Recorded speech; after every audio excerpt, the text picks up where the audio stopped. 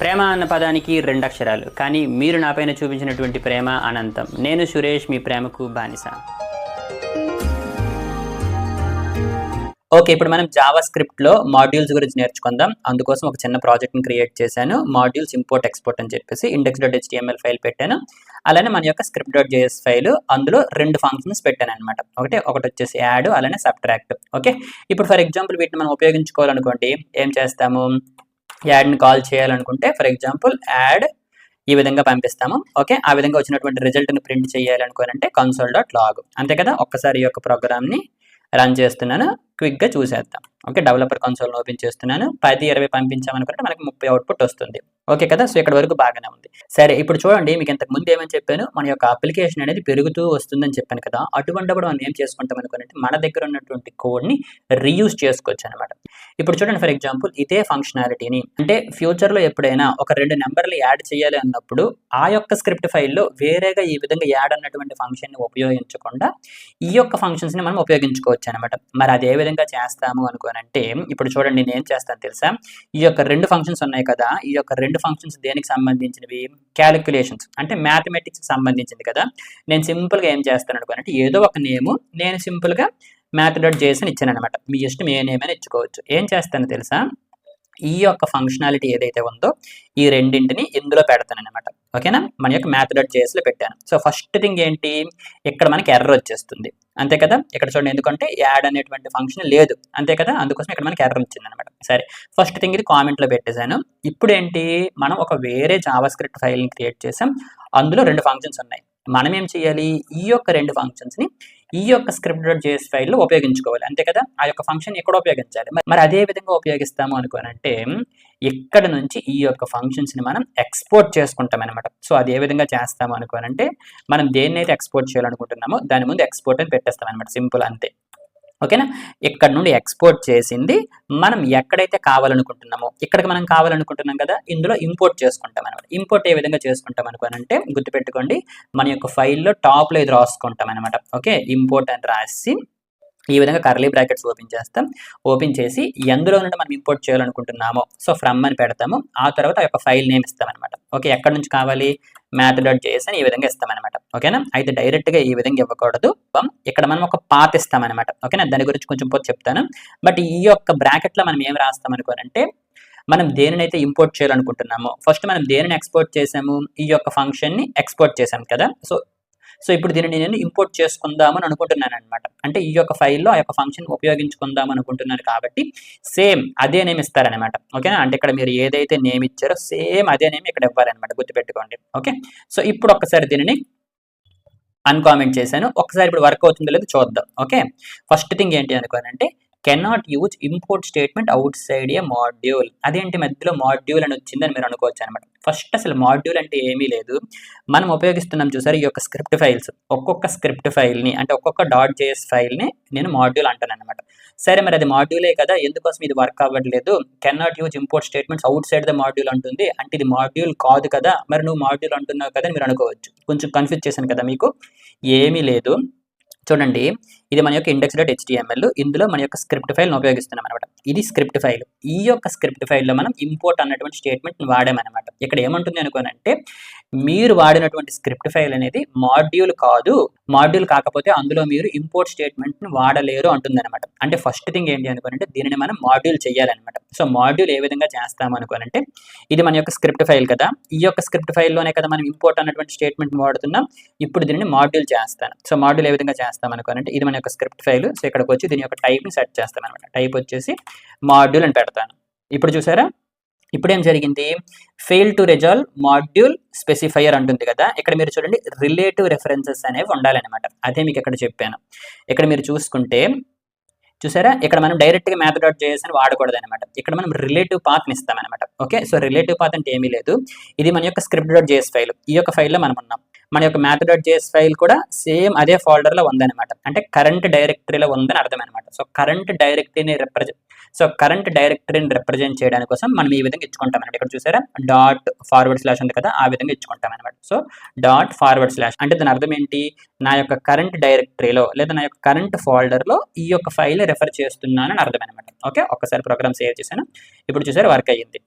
So ఇప్పుడు ఏం జరిగింది, మన దగ్గర ఉన్నటువంటి యాడ్ అన్నటువంటి ఫంక్షన్ అనేది ఈ ఫైల్లో లేదు, వేరే జావా స్క్రిప్ట్ ఫైల్లో ఉంది. వేరే జావా స్క్రిప్ట్ ఫైల్లో ఉన్నదాన్ని ఎక్స్పోర్ట్ చేసి మనం ఎక్కడైతే కావాలనుకుంటున్నామో అక్కడికి ఇంపోర్ట్ చేసామన్నమాట. ఇది చాలా చాలా ఇంపార్టెంట్. మీరు పెద్ద పెద్ద అప్లికేషన్స్, రియాక్ట్లో చేసినటువంటి అప్లికేషన్స్, లేదా నోడ్లో అప్లికేషన్స్, లేదా జావా స్క్రిప్ట్ని బేస్ చేసుకొని ఎటువంటి ఫ్రేమ్వర్క్ లైబ్రరీస్లో చూసుకోండి, మనకి ఎక్కువ జావా స్క్రిప్ట్ ఫైల్స్లో ఉంటాయి కదా, అప్పుడు ఒక ఫైల్లో ఉన్నటువంటి కోడ్ని ఇంకొక ఫైల్లో యాక్సెస్ చేసుకోవడానికి కోసం ఇంపోర్ట్ ఎక్స్పోర్ట్ అనేది వాడతాం అనమాట. ఓకేనా. ఇప్పుడు మనం యాడ్ని ఎక్స్పోర్ట్ చేసాం కదా, సేమ్ అలానే ఏం చేయొచ్చు, మన యొక్క సబ్ట్రాక్ట్ని కూడా ఎక్స్పోర్ట్ చేసుకోవచ్చు. సింపుల్. చూసారా ఈ విధంగా ఈ విధంగా ఎక్స్పోర్ట్ చేశాను కదా. ఇప్పుడు ఇంపోర్ట్ చేసుకోవాలనుకోండి, జస్ట్ కామా పెడతాము. ఓకే, సబ్ట్రాక్ట్ సేమ్ నేమ్ని వాడుతాను అనమాట. ఓకేనా. ఇప్పుడు దానిని యాక్సెస్ చేసుకోవాలనుకుంటే సబ్ట్రాక్ట్ అని ఇక్కడ వాడాను అనమాట. ఓకే, అక్కడ ఏదైతే నేమ్ ఇస్తానో ఇక్కడ అదే నేమ్ ఇస్తాను అనమాట. ఓకేనా. ఇప్పుడు చూడండి, ఏ ఈజ్ నాట్ డిఫైన్డ్ అంటుంది. ఎక్కడిది, math.jsలో. ఓకే, ఒకసారి math.jsలోకి వెళ్తాను. ఓకే, ఇక్కడ మీరు చూడండి ఏబి నేను పెట్టలేదు అనమాట. ఓకేనా. ఓకే, ఇప్పుడు చూసారా కరెక్ట్గా వర్క్ అవుతుంది కదా. సో గుర్తుపెట్టుకోండి, Java script modules allow you to split your code. అంతే కదా, మనం ఏం చేసాము, ఇంతకు ముందు మనం ఈ యొక్క క్యాలిక్యులేషన్ సంబంధించినటువంటి కోడ్ అంతటిని కూడా ఒకే ఫైల్లో పెట్టేస్తున్నాం అనమాట. కాకపోతే మాడ్యూల్స్ని ఉపయోగించి మన యొక్క కోడ్ని డిఫరెంట్ ఫైల్స్లో స్ప్లిట్ చేయొచ్చు అనమాట. ఆ విధంగా స్ప్లిట్ చేసి మన దగ్గర ఉన్నటువంటి కోడ్ని రీయూజ్ చేసుకోవచ్చు. ఇప్పుడు వేరే ఎక్కడో ఒక దగ్గర నాకు ఎడిషన్ సబ్ట్రాక్షన్ సంబంధించినటువంటి ఫంక్షనాలిటీ కావాలి అనుకుంటే ఆ యొక్క ఫైల్లో జస్ట్ దాన్ని ఈ విధంగా ఇంపోర్ట్ చేసుకుంటాను, ఆ యొక్క ఫంక్షన్ ఉపయోగించుకుంటాను అనమాట. సో మీకు అర్థమవుతుంది కదా. అందుకోసం మనం ఈ విధంగా ఎక్స్పోర్ట్ అలానే ఇంపోర్ట్ అని చెప్పేసి రెండు కీవర్డ్స్ని ఉపయోగిస్తాం. అలానే ఇక్కడ మీరు బాగా అబ్జర్వ్ చేయండి, ఇప్పుడు వరకు మనం ఎక్స్పోర్ట్ చేసినవి ఏంటి, మన యొక్క ఫంక్షన్స్. అంతే కదా, ఈ యొక్క ఫంక్షన్స్ని ఎక్స్పోర్ట్ చేసాం కదా. అలా కాకుండా వేరియబుల్స్ని ఎక్స్పోర్ట్ చేయొచ్చు, క్లాసెస్ని ఎక్స్పోర్ట్ చేయొచ్చు, దేన్ని ఎక్స్పోర్ట్ చేసుకోవచ్చు అనమాట. ఓకే, తర్వాత మన యొక్క ఫైనల్ అప్లికేషన్ చేసినప్పుడు వేరియబుల్స్ని ఏ విధంగా ఎక్స్పోర్ట్ చేయగలము అనేది మీకు చూపిస్తాను. అయితే ఈ యొక్క ఎక్స్పోర్ట్ ఇంపోర్ట్స్లో మనకి 2 టైప్స్ ఉంటాయి అనమాట. ఒకటి వచ్చేసి నేమ్డ్ ఎక్స్పోర్ట్, అలానే డిఫాల్ట్ ఎక్స్పోర్ట్. ఇప్పుడు వరకు మనం చూసిందంతా కూడా నేమ్డ్ ఎక్స్పోర్ట్స్ అనమాట. ఓకేనా, ఇవి నేమ్డ్ ఎక్స్పోర్ట్స్. అలానే మనకి డిఫాల్ట్ ఎక్స్పోర్ట్స్ ఉంటాయి. సరే, నేమ్డ్కి డిఫాల్ట్కి డిఫరెన్స్ ఏంటి అనేది కాసేపు మీకు అర్థమవుతుంది. బట్ ఫస్ట్ నేను ఏం చేస్తాను అనుకోనంటే, ఇంకొక ఫైల్ని క్రియేట్ చేస్తాను. ఓకేనా, message.js అని చెప్పేసి ఒక ఫైల్ని క్రియేట్ చేశాను. అందులోన గ్రీట్ అని చెప్పేసి ఈ విధంగా ఒక ఫంక్షన్ పెట్టాను అనమాట. ఓకేనా. సరే, ఇప్పుడు దీన్ని కాల్ చేయాలనుకోండి, ఏం చేస్తాను, అంతే కదా. సో ఈ విధంగా పంపిస్తాను, అవునా. సో ఈ యొక్క సురేష్ అనేది ఇక్కడికి వెళ్తుంది, హెల్లో సురేష్ అనేది ప్రింట్ అవుతుంది. ఇక్కడ వరకు ఓకే. ఇప్పుడు నేనేం చేద్దాం అనుకుంటున్నాను అనుకోనంటే, ఇదే ఫంక్షన్ని నా యొక్క script.js ఫైల్లో ఉపయోగిద్దాం అనుకుంటున్నాను అనమాట. అంటే ఇంకొక ఫైల్లో ఉపయోగిద్దాం అనుకుంటున్నాను అని మీరు అనుకోండి. సరే, ఇప్పుడు నేను ఏం చేయాలి, ఇప్పుడు వరకు మనకు ఉన్నటువంటి నాలెడ్జ్ ప్రకారం అయితే దీన్ని మనం ఈ విధంగా ఎక్స్పోర్ట్ చేసేయచ్చు, అంతేనా. సో ఈ విధంగా ఎక్స్పోర్ట్ చేసేస్తున్నాను. సో ఈ విధంగా ఎక్స్పోర్ట్ చేసిన తర్వాత మన యొక్క స్క్రిప్ట్ ఫైల్లోకి వెళ్తాము, జస్ట్ దాన్ని ఇంపోర్ట్ చేసుకుంటాం, అంతేనా. సో ఇక్కడ ఫ్రమ్ అని పెట్టాను, దాని యొక్క నేమ్ ఏంటి, మెసేజ్. సో message.js అని పెట్టాను. ఓకే, ఈ యొక్క కర్లీ బ్రాకెట్స్లో దాని యొక్క నేమ్ ఏమి ఇచ్చాము, గ్రీట్ అని ఇచ్చాము. సో ఈ విధంగా గ్రీట్ అని రాస్తాం అనమాట. సో ఇక్కడ కాల్ చేయాలి అంటే ఈ విధంగా గ్రీట్ అని పంపించేసి సురేష్ టెక్స్ అని రాశాను అనమాట. ఓకేనా. ఇప్పుడు ఒకసారి మనం చెక్ చేద్దాం. ఓకే, ప్రోగ్రామ్ రీఫ్రెష్ చేశాను, ఏమైనా వర్క్ అయిందా, ఏమీ వర్క్ అవ్వట్లేదు. ఎందుకోసం, గ్రీట్ అన్నటువంటి ఫంక్షన్ని మనం కాల్ చేసాము. ఓకే, ఇందులో ఉన్నటువంటి ఫంక్షన్ అనేది కాల్ అయ్యింది, అది ఒక వాల్యూని రిటర్న్ చేసింది. ఓకే, అది ఒక వాల్యూని రిటర్న్ చేసింది, కానీ ఇప్పుడు ఆ విధంగా వచ్చినటువంటి వాల్యూని మనం లాగ్ చేయట్లేదు కదా. ఓకే, జస్ట్ దాన్ని లాగ్ చేస్తాను. ఓకే, ఇప్పుడు ఒకసారి మనం చెక్ చేద్దాం. ఇప్పుడు మీరు చూసారా, హెల్లో సురేష్ టెక్స్ అనేది వచ్చింది అనమాట. సరే, ఇప్పుడు మనం చేసింది ఏంటి, నేమ్డ్ ఎక్స్పోర్ట్ అనమాట. ఓకే, ఇప్పుడు దీన్ని డిఫాల్ట్ ఎక్స్పోర్ట్గా ఏ విధంగా మారుస్తానో చూడండి. ఓకే, ఏం లేదు, జస్ట్ దీని ముందు మనం డిఫాల్ట్ అని పెట్టేస్తాం అనమాట. ఇంతకుముందు జస్ట్ ఎక్స్పోర్ట్ అని పెట్టేవాళ్ళం కదా, ఇప్పుడు డిఫాల్ట్ అని పెడతాం అనమాట. ఇది ఇప్పుడు మనకి డిఫాల్ట్ ఎక్స్పోర్ట్ అయ్యింది. ఓకే, కొంచెం కన్ఫ్యూజన్గా ఉంటుంది, బట్ అర్థం చేసుకోండి. ఓకేనా. సరే, ఇప్పుడు మనకు ప్రోగ్రామ్ ఆటోమేటిక్ వర్క్ అవుతుందో లేదనేది చెక్ చేద్దాం. ఓకే, జస్ట్ ఒకసారి చూద్దాం. ఇక్కడ మీరు చూడండి, the requested module does not provide an export named greet అంటుంది. అంటే ఏదో ఒక ఎర్రర్ అయితే వచ్చింది. సో డిఫాల్ట్ ఎక్స్పోర్ట్స్ వాడుతున్నప్పుడు, ఓకేనా, ఇక్కడ మనం ఏం చేసాం, డిఫాల్ట్ ఎక్స్పోర్ట్ వాడాం కదా. సో డిఫాల్ట్ ఎక్స్పోర్ట్ వాడినప్పుడు ఫస్ట్ థింగ్ ఏంటి అనుకుంటే, ఈ విధంగా కర్లీ బ్రాకెట్స్ మనం పెట్టడానికి లేదనమాట. ఓకేనా. సో అవి తీసేస్తున్నాను. Okay, named exports. Okay, just కామెంట్లో రాస్తున్నాను చూసుకోండి. ఇప్పుడు ఇవి నేమ్డ్ ఎక్స్పోర్ట్స్ అనమాట. ఓకేనా. సో నేమ్డ్ ఎక్స్పోర్ట్స్కి మనం ఈ విధంగా కర్లీ బ్రాకెట్స్ పెడతాము, బట్ డిఫాల్ట్ ఎక్స్పోర్ట్స్కి అయితే ఈ విధంగా కర్లీ బ్రాకెట్స్ అనేవి పెట్టాల్సిన అవసరం లేదు. ఓకే, ఫస్ట్ అది వర్క్ అవుతుందో చూద్దాం. వర్క్ అయిపోయింది. ఓకే, మరి నేమ్డ్ ఎక్స్పోర్ట్ ఎప్పుడు వాడాలి, అలానే డిఫాల్ట్ ఎక్స్పోర్ట్ ఎప్పుడు వాడాలి, ఈ విధంగా రెండు ఎందుకు ఉన్నాయని మీరు అనుకోవచ్చు, అంతే కదా.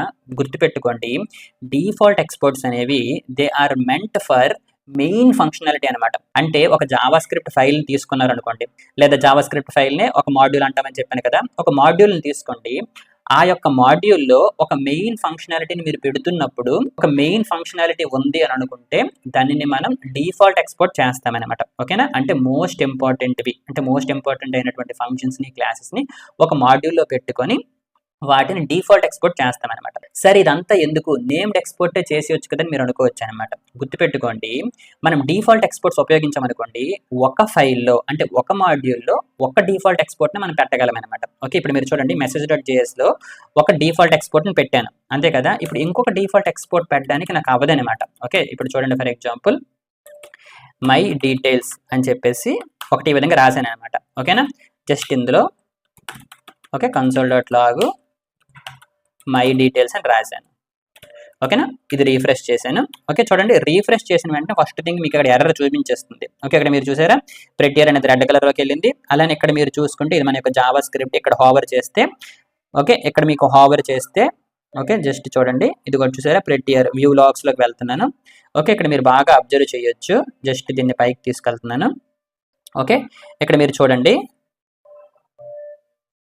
ఓకే, ఇక్కడ మీరు చూడండి only one default export allowed per module. ఒక మాడ్యూల్లో ఒక్క డిఫాల్ట్ ఎక్స్పోర్టే ఉండాలి అని చెప్తుంది అనమాట. ఓకే, మీకు ఇంతకు ముందు ఏమని చెప్పాను, default exports are meant for main functionality అంటున్నాను కదా.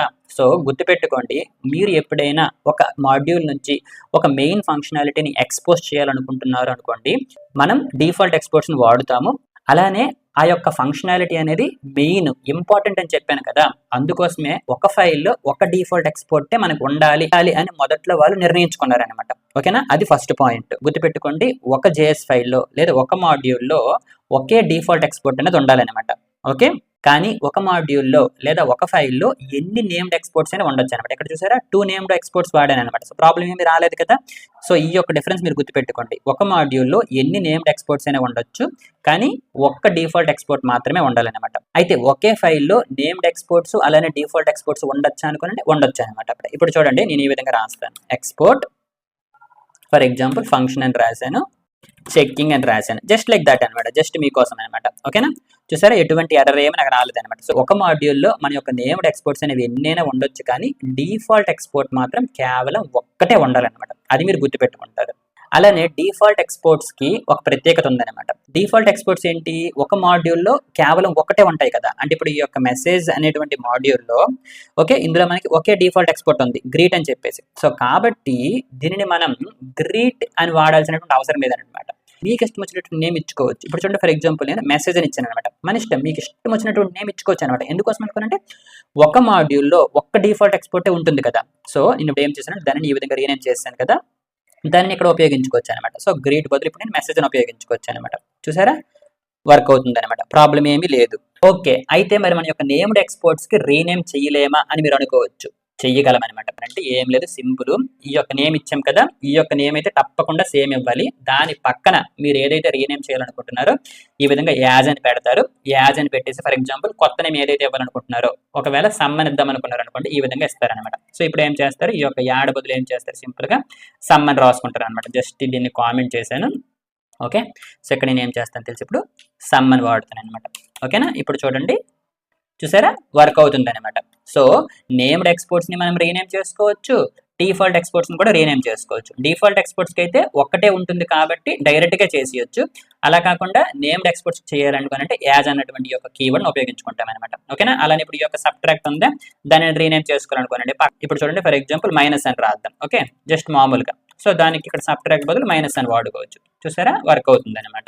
అలానే ఇంకొకటి చూడండి, కొన్నిసార్లు మన యొక్క మాడ్యూల్లో అంటే మన యొక్క జావా స్క్రిప్ట్ ఫైల్లో ఎక్కువ నేమ్డ్ ఎక్స్పోర్ట్స్ అనేవి ఉండొచ్చు అనమాట. సో అటువంటిప్పుడు మనం ఏం చేసుకోవచ్చు అనుకోనంటే వాటిని అన్నింటినీ ఒకేసారి తెచ్చుకోవచ్చు. సో అవి ఏ విధంగా తెచ్చుకుంటాము అనుకోనండి. ఇప్పుడు చూడండి for example add comma subtract అని రాసాం కదా, సబ్ట్రాక్ట్ ఫ్రమ్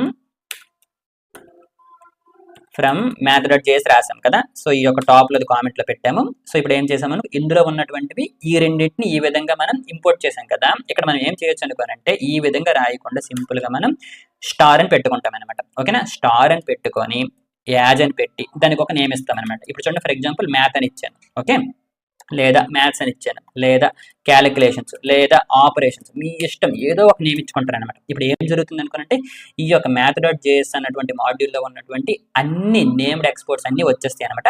వాటికి ఒక నేమ్ ఇచ్చాను అనమాట. ఇందులోన దానికి సంబంధించినటువంటి ఫంక్షన్స్ అన్ని ఉంటాయి అనమాట. సో వాటిని ఇప్పుడు యాక్సెస్ చేసుకోవాలనుకున్నట్టు ఏం చేయాలి, సింపుల్ గా ఆపరేషన్స్ డాట్ సమ్ అని వాడుకుంటాం అనమాట. ఓకేనా, operation dot some is not a function ఉంటుంది. ఓకే, ఇక్కడ సమ్ కాదు కదా, ఇదేంటిది యాడ్, అంతే కదా. మన యొక్క math.js మాడ్యూల్లో మనకు ఉన్నది యాడ్. ఓకే, సో అందుకోసం అనమాట. ఓకే, అలానే ఇప్పుడు ఈ యొక్క మైనస్ కూడా మనకి లేదు, సో అందుకోసం ఏం చేస్తాం, ఆపరేషన్స్ డాట్ సబ్ట్రాక్ట్ వాడుకుంటాం అనమాట. చూసారా, వర్క్ అవుతుంది. ఏమీ లేదు, మీరు పెద్ద పెద్ద ప్రాజెక్ట్స్ మీద వర్క్ చేస్తున్నప్పుడు ఆటోమేటిక్గా ఇవన్నీ అర్థమైపోతాయి అనమాట. బట్ జస్ట్ గుర్తుపెట్టుకోండి, మీ యొక్క అప్లికేషన్ అనేది పెరుగుతున్న కొలది ఒక జావాస్క్రిప్ట్ ఫైల్లో ఉన్నటువంటి కోడ్ని ఇంకొక దగ్గర ఉపయోగించాల్సి వస్తుంది అనమాట. అప్పుడు మీరు ఏం చేస్తారు అంటే ఎక్స్పోర్ట్ ఇంపోర్ట్ అన్నటువంటి కీవర్డ్ని ఉపయోగించి కోడ్ని రీయూజ్ చేసుకుంటారనమాట. ఓకేనా, సరే. ఇప్పుడు వరకు మనం చేసినటువంటి కాన్సెప్ట్స్ అన్నీ కూడా మీరు తర్వాత రియాక్ట్ మీద వర్క్ చేశారనుకోండి, సేమ్ ఇలానే ఉంటుంది. కాకపోతే Node.js లో కొంచెం డిఫరెంట్గా ఉంటుంది అనమాట. ఓకేనా, Node.js లో మనం ఇంపోర్ట్ ఎక్స్పోర్ట్ వాడుకోవచ్చు. కాకపోతే మన యొక్క ఓల్డ్ కోడ్ బేసిస్లో, అంటే ఇంతకు ముందు మనకి ఏ విధంగా ఉండేది అనుకోనంటే ఓల్డ్ కోడ్ బేసిస్లో రిక్వైర్ అని మనం వాడేవాళ్ళం అనమాట. ఓకేనా, సో ఇప్పుడు ఇంపోర్ట్ చేయడానికి మనం ఏం చేస్తున్నాము, ఇక్కడ మీరు చూడండి, ఇంపోర్ట్ చేయడానికి ఇంపోర్ట్ వాడుతున్నామా, అలా కాకుండా Node.js లో మీరు ఏం చేస్తారనుకోనంటే రిక్వైర్ అని వాడుతారనమాట. ఓకేనా, ఇక్కడ మీకు చూపిస్తే అర్థమవుతుంది. ఇక్కడ మీరు ఇంపోర్ట్ అని వాడారా, అదే Node.js లో అనుకోండి ఈ విధంగా రిక్వైర్ అని వాడుతాము. సో ఈ విధంగా మెసేజ్ .js అని పెడతాం అనమాట. ఓకే, రిక్వైర్ అన్నటువంటి కీవర్డ్ని వాడతాం. కాకపోతే Node.js లో కూడా మీరు ఇంపోర్ట్ ఎక్స్పోర్ట్ వాడుకోవచ్చు, కానీ రిక్వైర్ కూడా వర్క్ అవుతుంది అనమాట. అలానే Node.js లో మనం ఎక్స్పోర్ట్ చేసినప్పుడు ఏం చేస్తాం అనుకోనంటే, ఇక్కడ మీరు చూడండి, ఇందులో అయితే డైరెక్ట్ గా ఎక్స్పోర్ట్ అని వాడేస్తున్నాం కదా, అందులో మనం ఏం చేస్తాం అనుకోనంటే ఈ విధంగా వాడుతాం అనమాట. మాడ్యూల్ అని పెడతాం. Okay, so module dot exports అని చెప్పేసి ఈ విధంగా రాస్తాం అనమాట. అంటే మాడ్యూల్ అన్నటువంటి ఆబ్జెక్ట్ లో ఎక్స్పోర్ట్ అన్నటువంటి ప్రాపర్టీని పెడుతున్నామని అర్థం అనమాట. సో ఈ విధంగా పెట్టేసి మనం ఒక నేమ్ ఇలాగ ఇచ్చుకుంటాం అనమాట. ఇప్పుడు చూడండి, ఫర్ ఎగ్జాంపుల్ యాడ్ అనుకుందాం. ఓకే, ఏదో ఒక నేమ్ ఇచ్చేసి మన యొక్క ఫంక్షన్ నేమ్ ఇచ్చుకుంటాం అనమాట. ఓకే, ఇదే కదా మన యొక్క ఫంక్షన్ నేమ్. చూడండి, ఇది మన యొక్క ఫంక్షన్ నేమ్ అనమాట. ఇక్కడ చూడండి, నేమ్ అనేది మీరు ఏమైనా ఇచ్చుకోవచ్చు. ఫర్ ఎగ్జాంపుల్ సమ్ అనుకోండి, సో అది ఇస్తారు మీ యొక్క ఫంక్షన్.